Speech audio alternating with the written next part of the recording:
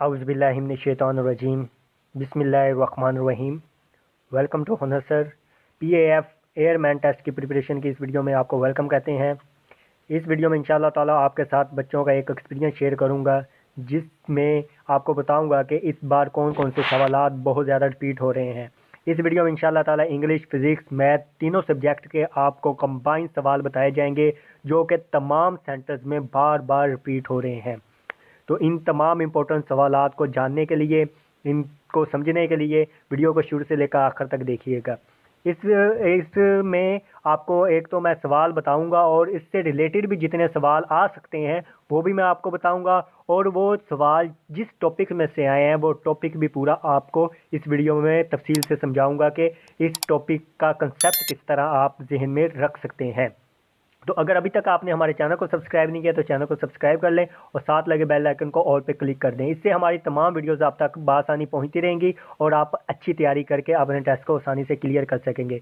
और अगर वीडियो पसंद आए तो वीडियो को लाजमी लाइक कीजिएगा। तो चलिए बिना टाइम ज़ाया के वीडियो का आगाज़ करते हैं। तो सबसे पहले हम बात करते हैं जी, test experience most repeated MCQs of English.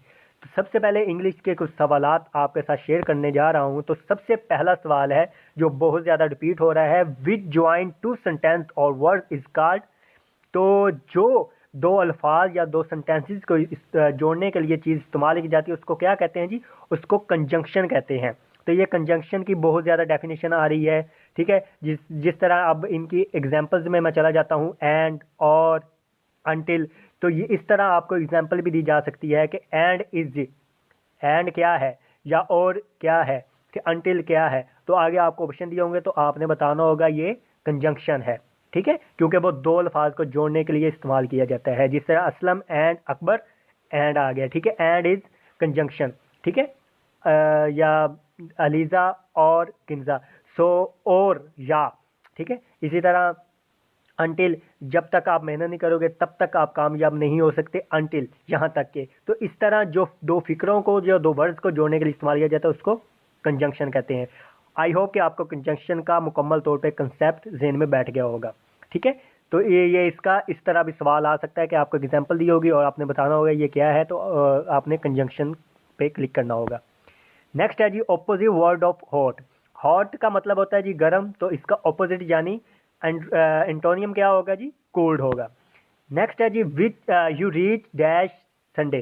तो यहाँ पे प्रेपोजिशन की बात की जा रही है। प्रेपोजिशन के आपको 5 से 6 सवाल मिनिमम लाजमी आते हैं, नहीं तो 10 से भी ऊपर कई बार जो आपके प्रेपोजिशन के सवाल हैं वो आते हैं। तो यहाँ पे प्रेपोजिशन ऑन लगेगी। अगर दिन स्पेसिफिक दिन बताया गया हो, संडे, मंडे, ट्यूसडे, इस तरह कुछ बताया गया तो ऑन लगेगा। अगर कोई आपके ट्रैवल जिस तरह बस, ट्रेन, तो इस तरह बताया गया तो वहाँ पे बाय लगेगा।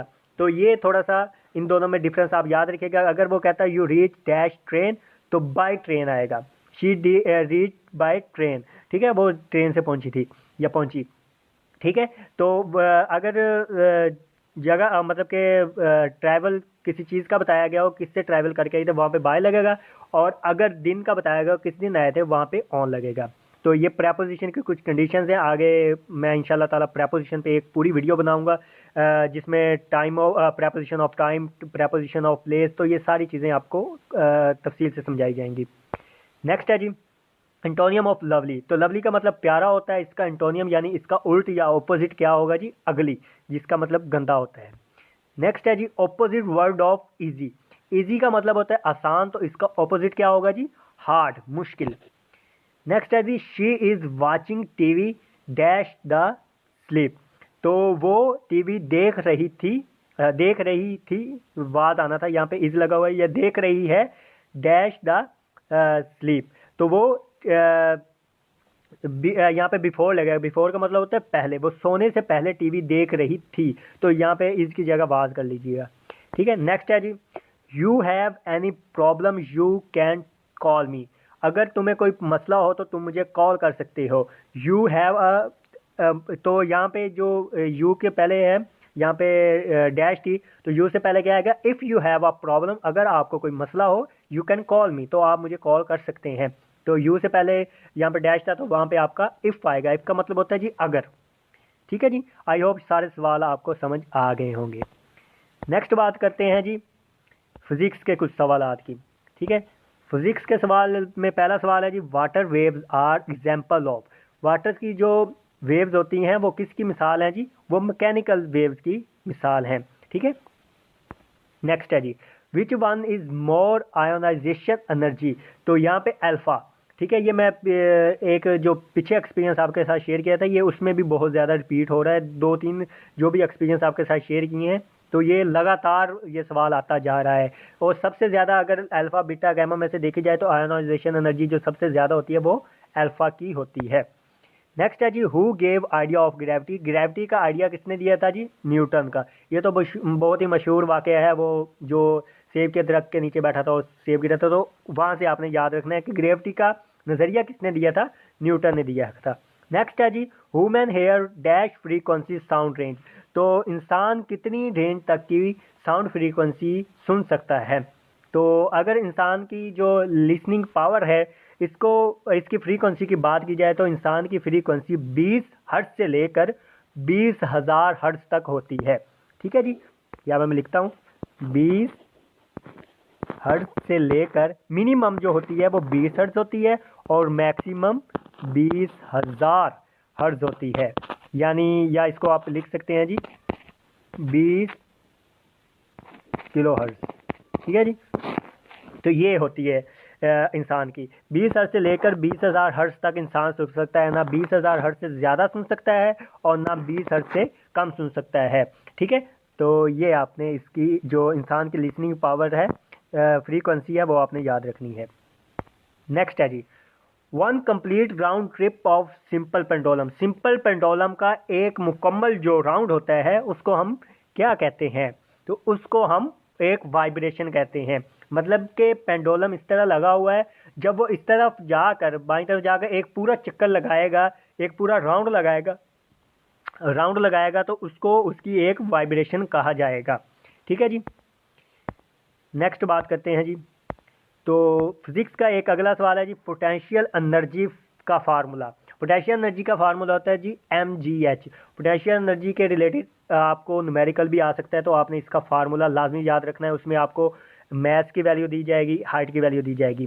ठीक है, तो आपने वहाँ से पोटेंशियल एनर्जी निकालनी है। यानी आपको बताया गया है कि मतलब 50 किलो का जनाब मैथ है, फ़र्ज़ कर रहे हैं, और जो एच है उसकी हाइट इतनी है, तो वो मतलब कि उसकी जो एनर्जी लगेगी, पोटेंशियल एनर्जी कितनी लगेगी, तो आपने वहाँ पे जी की वैल्यू 10 अपनी तरफ से लगा के, जो कि आपको पता है 10 होती है, वो लगा के आपने उन सबको मल्टीप्लाई करना है, तो आपके पोटेंशियल एनर्जी का जो भी जवाब आता होगा वो आपका करेक्ट होगा।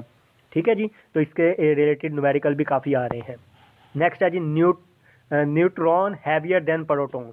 न्यूट्रॉन प्रोटॉन से कितना हैवी होता है। ठीक है, neutron is very slightly heavier than the proton about 0.1% और 1.00, मतलब कि इतना मिनिमम बड़ा होता है। ठीक है, प्रोटॉन न्यूट्रॉन। अब आपको यहाँ पे एटम की साख्त की बात की जा रही है। एटम की साख्त आपके जहन में होनी चाहिए कि दरमियान में उसके न्यूक्लियस होता है और गिर्द राउंड होते हैं। ठीक है, बहुत ज़्यादा। ठीक है, अब जो ये न्यूक्लियस होता है, ठीक है, न्यूक्लियस होता है और इसके अंदर आपके पास प्रोटॉन और न्यूट्रॉन होते हैं, और ये जो दायरे होते हैं इनके गिर्द आपके पास इलेक्ट्रॉन घूम रहे होते हैं। ठीक है, ये एटम की साख्त है। अब जो प्रोटॉन और न्यूट्रॉन होते हैं ये एक दूसरे के तकरीबन बराबर होते हैं। अब यहाँ पे हम देख सकते हैं जी, न्यूट्रॉन जो है प्रोटॉन से थोड़ा सा बड़ा है, लेकिन जो इलेक्ट्रॉन होते हैं ये जो प्रोटॉन न्यूट्रॉन से बहुत छोटे होते हैं।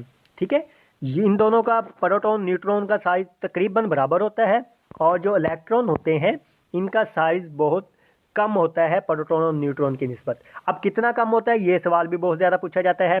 अगर प्रोटॉन की बात की जाए वो इलेक्ट्रॉन से कितने बड़े होते हैं, तो वो 1837 गुना बड़े होते हैं, 1837 टाइम बड़े होते हैं। ठीक है, और अगर न्यूट्रॉन की सही है, न्यूट्रॉन की बात की जाए तो वो इलेक्ट्रॉन से 1842 गुना बड़े होते हैं। अब यहाँ पे आप देख सकते हैं 37 और 42 में थोड़ा सा डिफरेंट है, यानी कि न्यूट्रॉन प्रोटॉन से थोड़ा सा बड़ा होता है।